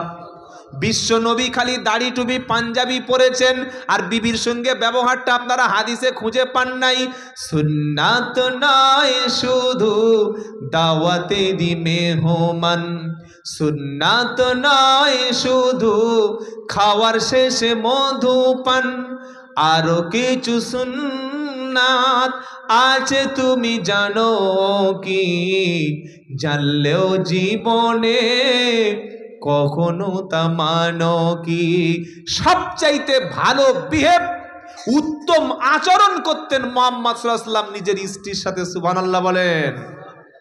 আর আমরা যা মাল বসে আছি, একবার যদি স্বামী মরে বউ হাত তুলে বলছে আল্লাহ যদি 2 বছর আগে যেত, 2 বছর শান্তিতে ঘুম হতো, কি যে জ্বালান জ্বালিয়েছে তার ঠিক নাই। এই রকম যেন না হয়। সামনে রমজান মাস আসছে, স্বামীও তাহাজ্জুদ পড়বেন রাতে উঠে, স্ত্রীকেও তাহাজ্জুদের জন্য ডেকে দেবেন ইনশাআল্লাহ বলেন। ওটা কখন উঠবেন? সাহারির একটু আগে। আর এই যে মসজিদে আমাদের যে বলে, কি বলে 1 ঘন্টা বাকি থাকতে মসজিদে অ্যানাউন্স করে, এরকম আপনাদের এলাকায় আছে? আছে আছে। আচ্ছা বাবা, কোনো লোক 1 ঘন্টা আগে উঠে কি করবে? কি করবে? যদি 40 মিনিট 30 মিনিট আগে একবার ডেকে দিই, বাবা উঠুন সেহরি খেয়ে নিন, আবার 20 মিনিট পরে একবার বলে দিই 10 মিনিট সময় আছে, 5 মিনিট বলে আছে, এতে লোকের অসুবিধা হবে? হবে হবে। ও কি করে জানেন? ওই মসজিদে মুয়াজ্জিন 12-2টা লোক ভোর প্রায় 4টে সেহরি শেষ, 2:50 জেগে উঠেছে, উঠে মসজিদের গিয়েছে, মাইকটা ফুল ভলিউমে পেয়ে দিয়েছে, পাকিয়ে দিয়ে উঠে পড়ুন উঠে পড়ুন উঠে পড়ুন। তোমার ঘাড়ে উঠবে? কি বুঝলে? সাহারি খান, আর বলছে সেহরি খান। কি বলছে? সেহরি। আসল শব্দ হলো সাহারি। আরে হারামখোর কি বলছে? শ্রীহরি।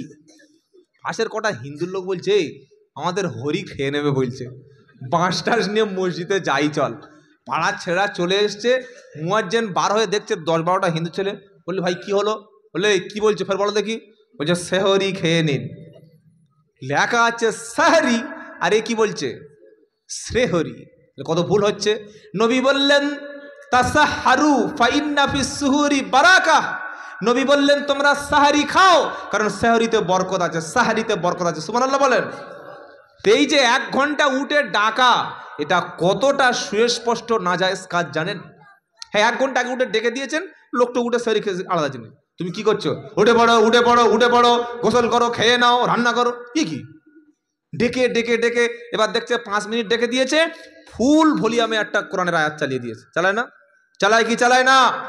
একটা মানুষ গোসল করবে, একটা মানুষ নামাজ পড়বে, আর একটা মানুষ তাহাজ্জুদ নামাজ পড়বে, আর একজন মানুষ সে উঠে একটু কোরআন তেলাওয়াত করবে। এই অথরিটি তোমার কে দিয়েছে যে রমজান মাসে তুমি 1 ঘন্টা থেকে লোক ডিস্টার্ব করো? এই মোবাইল কার বাড়িতে নাই বলুন, আমি তার বাড়িতে মোবাইলটা পৌঁছে দেবো, কিনে দেবো, বলুন দেখি বলুন। কার বাড়িতে মোবাইল নাই এরকম একটা লোক হাত তুলুন। আছে? কথা বলে না। এমন কোন মুসলিম বাড়ি আছে কি যে মোবাইল নাই? হ্যাঁ বানা বলবেন তো। সব বাড়িতে মোবাইল আছে। তাহলে মোবাইলে অ্যালার্ম আছে না নাই? অ্যালার্ম আছে। আমি যদি ফোনে অ্যালার্ম দিয়ে মাথা থেকে বিছানা থেকে 10 ফুট দূরে রেখে দিই, ফুল ভলিউমে যদি আমি অ্যালার্ম দিয়ে দিই, আমি উঠতে পারবো কি পারবো না? আর যার রোজা করার ইচ্ছা নাই, ওর কানে বোম মারলেও উঠবে না। উঠবে? তো এখন তো আধুনিক যুগ, আমরা ভুল করছি। হিন্দু পাড়ায় বাস করি, অনেক অমুসলিমরা বাস করে। 1 ঘন্টা আগে থেকে যদি উঠে তুমি সেহরি খাও, সেহরি খাও, সেহরি খাও, গোসল করো, তরকারি রান্না করো, এই যদি করো, তো কাল যদি এসে বলে 1 ঘন্টা ভোরবেলা তুই খাবি, তো আমার ডিস্টার্ব করছি কেন রে, তোর মাইক বন্ধ রাখ, আজান করতে দেবো না, তখন বলবে দেখেছো হিন্দুরা আমাদের মাইক খুলে নিচ্ছে। বলবে কি বলবে না? আর এটা ওলামাদের জিজ্ঞাসা করবেন, সব মানুষের উপরে রোজা ফরজ না। নাবালক বাচ্চা, তাদের রোজা ফরজ নয়। যারা অসুস্থ মারা যাচ্ছে, তাদের উপরে রোজার জন্য ছাড় রয়েছে। যে মহিলার শরীর খারাপ চলছে, তার জন্য রোজা রমজান মাসের ছুটি রয়েছে। তো আপনি পাইকারিভাবে সবাইকে ডাকিয়ে দিয়েছেন। তাহাজ্জুদ পড়বে যে লোক, ওই মাইকের আওয়াজ কানে গেলে তাহাজ্জুদের ডিস্টার্ব হবে, আপনি তো নাজায়েজ কাজ করলেন। একটা লোক তার রোজা ফরজ হয়নি, সে তো ঘুমাবে, একটা ছোট বাচ্চা, এত জোরে মাইক চালিয়ে দিয়েছে কানের কাছে, বাচ্চারা জেগে উঠে মাকে খেতে দেয় না, ডিস্টার্ব করছে, কাঁদছে। এই কাজটা করছেন না করেন না? কেন এই কাজটা করছেন? হ্যাঁ, ডাকার প্রয়োজন আছে, 10 মিনিট, 20 মিনিট, আধ ঘন্টা, মাঝে মাঝে 1বার 2বার টাইম বলে দিলেন, এতে নাজায়েজ হবে না। কথাগুলো বোঝার চেষ্টা করুন, ভাবার চেষ্টা করুন, কথা শুনবো ইনশাআল্লাহ। তো রমজান মাসে নিজের স্ত্রীর ইফতার একটু সহযোগিতা করবেন, বলেন ইনশাআল্লাহ। বিশ্বনবী বাড়িতে এসে আম্মাজান আয়েশা সিদ্দিকাকে সালাম দিয়েছেন। আমি জানি না কটা মুসলমান তার বউকে সালাম দেয়। সকলে আজ থেকে বলুন, নিজের বিবিকে সালাম দেব, বলুন ইনশাআল্লাহ। আল্লাহ বলছেন, ইয়া আইয়ুহাল্লাযীনা আমানু লা তাদখুলু বুয়ুতান গায়রা বুয়ুতিকুম হাত্তা তাস্তানিসু ওয়া তুসাল্লিমু আলা আহলিহা। 18 পারা 12 পৃষ্ঠায় 1 নম্বর লাইনের 27 নম্বর আয়াত সূরা নূর। আল্লাহ বলল, বিশ্বাসী ইমানদারেরা, তোমরা তোমাদের ঘর ছাড়া অন্য কোনো বাড়িতে প্রবেশ করো না। আর যদি তোমরা প্রবেশ করো, আগে বাড়ির বাইরে দাঁড়িয়ে সালাম দেবে, অনুমতি নেবে। সালাম দেওয়ার পরে তুমি 3 বার অনুমতি চাইবে, অনুমতি দিলে তুমি প্রবেশ করবে। বললে হুজুর, নিজের বিবিকে, বাচ্চাকে সালাম দিতে হবে, এটা তো শোনা হলো না। কোরআন শোনাচ্ছে, আল্লাহ পাক শোনাচ্ছে, ফাইদা দাখালতুম বুয়ুতান ফাসাল্লিমু আলা আহলিহা মুবারাকাতান তাইয়্যিবা। সূরা নূরের ওই শেষের দিকের অংশে আল্লাহ বলছেন, তুমি তোমার ঘরে যখন প্রবেশ করবে, তোমার গৃহবাসীর উপরে বাচ্চা আছে, বিবি আছে, মা আছে, ভাই আছে, তাদের প্রতি তুমি সালাম দাও। সালাম মানে তোমার পরিবারের জন্য তুমি দোয়া করো। সালাম মানে দোয়া, সালাম মানে রহমতের দোয়া, বরকতের দোয়া, কল্যাণের দোয়া। সুবহানাল্লাহ বলবেন না? আর আমরা বাচ্চাকে কি শেখাচ্ছি? এ বাবা টাটা দে, টাটা দে, টাটা বাই বাই, টাটা। বড় হলে ছুরি দিয়ে জবাই করবে তোমার। টাটা বাই বাই, কোথা, কোন কোম্পানির টাটা? মুসলমানের ছানা এখনো সালাম দেওয়া শেখায় নাই। প্রত্যেকটা বাচ্চা দেখবেন দাদু শেখাচ্ছে, টাটা বাই বাই। খালা শেখায় না। এই আঙ্কেল কার বলে? আঙ্কেল, আঙ্কেল কার বলে? বাপের বাপের ভাই বলছে, ও আঙ্কেল, আঙ্কেল। ফেরেশতারা এরকম মোটা রড নিয়ে গড়ায় আঙ্কেল পরিয়ে দেবে। মুসলমান চাচা শেখাবে, কাকা শেখাবে, আব্বা শেখাবে, বাপকে শেখাচ্ছে পাপা, ড্যাডি। ছুঁচো কথা করে। তুমি তো খ্রিস্টানের দলে চলে যাচ্ছ। মান তাসাব্বাহা বিকৌমিন ফাহুয়া মিনহুম। আব্বা বলতে যদি লজ্জা লাগে, বইতে বাবা লেখা আছে, বাবা বাংলা ভাষা পাঠপড়া শেখাও না। কি বাবা বললে অসুবিধা আছে? আরে হ্যাঁ না বলেন না, কথা বলে না। যদি কেউ আব্বাকে অন্তত আর আব্বা বলতে লজ্জা লাগে, ঘৃণা লাগে, তো বাবা বল। বলে বাবা বলা যায়? খাজা বাবা, গাজী বাবা, উমুক বাবা, পীর বাবা, মাজার বাবা, গোরাচাঁদ বাবা, এগুলো বাবা হলো কি করে? ওগুলো বাবা বলছো, নিজের বাপকে বাবা বলা যায় না। হয় আব্বা শেখাও, নয় বাবা শেখাও। ওই ড্যাডি, পাপা, মাম্মি, আঙ্কেল। আঙ্কেল কি রে? চাচা বল। চাচা বলবে না। আর খালাকে কি সুন্দর খালা বললে জান জুড়ে যায়। ও আন্টি, আন্টি তো নাকি, হ্যাঁ, ও আন্টি। এইসব খ্রিস্টানদের কালচার দূর করুন, খ্রিস্টানদের কালচার লাথি মারুন। আল্লাহর নবী যে সুন্নাত দিয়েছে, সুন্নাতকে ধরুন, ধরবো বলুন ইনশাআল্লাহ। আজ বড় আফসোসের সঙ্গে বলতে হয়, মুসলমানের বাড়িতে, পয়সাওয়ালার বাড়িতে জন্মদিবস পালন হচ্ছে। হয় কি হয় না? যারা খুব পয়সাওয়ালা ওদের বাড়িতে ইসলামের নামগন্ধ নাই, খালি কুরবানির সময় 1.5 লাখ টাকার গরু আর শবে বরাতের সময় সাদা পাঞ্জাবি পরে এমন করে ইমাম সাহেবের পিছনে বসে আছে, ইমাম মনে করছে আমার আজকে লোকমা দিয়ে চাকরি খাবে। কি বলছি বুঝতে পারছেন না? পয়সাওয়ালা লোকের বাড়ি ইসলাম থাকা খুব সহজ, কঠিন। পয়সাওয়ালা লোকের বাড়ি ছেলে জন্মের 5 বছর পরে বললে আমার ছেলের হ্যাপি বার্থডে হবে, জন্মদিবস, গিয়ে দেখি সুন্দর সুন্দর রকম ওই লিখে দিয়েছে হ্যাপি বার্থডে টু ইউ, হয়ে গেল। বড় কেক এনেছে 250 টাকা দিয়ে কলকাতা থেকে অনলাইনে অর্ডার করে, দামি কেক। ওই কেক কাটছে ছুরি দিয়ে। কি বলে বুঝতে পারলেন না? আবার একটা পীর আছে, এক পীর সাহেব, ওই ফুরপুরার একটা ওই ভণ্ড আছে, ওর নাম সৌদ। হ্যাঁ, ওই পীরটা ওই কেক কাটছে দেখি। হ্যাঁ, আমি নিজে দেখেছি হারামখোরটা কেক কাটছে, হারামখোর সৌদ, একটা ভণ্ড আছে। কি বলছি বুঝতে পারছেন না? অথচ ফুরপুরার দাদা হুজুর বা তার 5টা হুজুরের সমস্ত দল মতের মানুষ সম্মান করে কি করে না? জোরে বলুন। আপনি তবলিগ জামাত হতে পারেন, চিস্তিয়া কাদরিয়া হতে পারেন, ফুরপুরার আবু বকর সিদ্দিক দাদা হুজুর রহমতুল্লাহ তার যে দাওয়াতের যে অবদান, এটা অস্বীকার কেউ করে? জোরে বলুন। তার আওলাদ হয়ে এই হারামখোর সৌদ দেখি কেক কাটছে, জন্মদিবসের কেক, আর তার ভক্তরা বলছে মাশাআল্লাহ, সুবহানাল্লাহ, আলহামদুলিল্লাহ। এই হচ্ছে ভণ্ডামি। কি বলছি বুঝতে পারছেন না? আপনি মুসলমান হয়েছেন, আপনার কৃষ্টি কালচার সম্পূর্ণ নবিয়ানা হবে। কোনো মুসলমানের বাড়িতে জন্মদিবস যেন পালন না হয়, বলুন ইনশাআল্লাহ।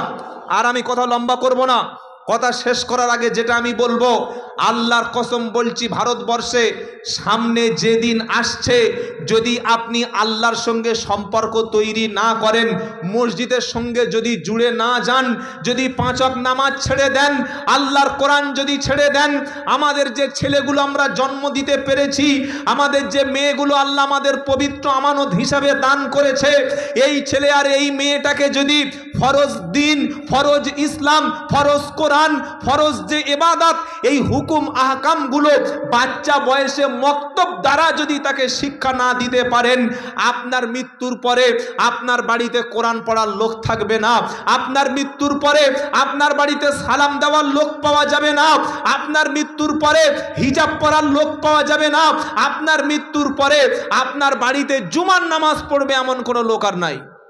এটা হতে পারে কি পারে না? তাই বাঁচতে যদি চাও, এখনো সময় আছে, শুধরে নাও। ইমাম সাহেব যোগ্য মানুষ যারা আলেম বসে আছেন, প্রত্যেকটা বাড়ির ছেলে হাই স্কুলে পড়ুক, কেজি স্কুলে পড়ুক, প্রাইমারি স্কুলে পড়ুক, সকাল আর বিকাল যে মক্তব ইমাম সাহেব বললেন, 2 টাইমের মধ্যে 1 টাইম মক্তবে আপনার বাচ্চাকে বাপ অথবা মা দিয়ে আসবেন, মক্তবে দায়িত্ব সহকারে নিয়ে আসবেন। সকলে বলুন ইনশাআল্লাহ। আর ছেলে কোরআন শিখছে, মেয়ে কোরআন পড়ছে, যেদিন কোরআন শরীফ তেলাওয়াত করবে, যেদিন আপনার ছেলে আর মেয়ে 5 ওয়াক্ত নামাজ পড়বে, সেদিন ইমাম সাহেবকে খুশি করে একটা হাদিয়া দিয়ে আসবেন। আল্লাহর কাছে কেঁদে বলবেন, ওগো আল্লাহ, আমার ছেলে নামাজি হতে পেরেছে, আমার মেয়ে নামাজ পড়ছে, আমার ছেলে হাই স্কুলে পড়ে, আবার আমার ছেলে কোরআন পড়তে পারে, আমার ছেলে কলেজে গিয়ে ফার্স্ট ইয়ারে পড়ে, আবার আমার ছেলে নামাজের ইমামতি করতে পারে। আমি তো সবচাইতে সম্মানিত পিতা। এইটুকু দেখে যেন কবরে যেতে পারেন, এই তৌফিক আল্লাহ দান করুক। সকলে বলুন আল্লাহুম্মা আমিন, বলুন আল্লাহুম্মা আমিন।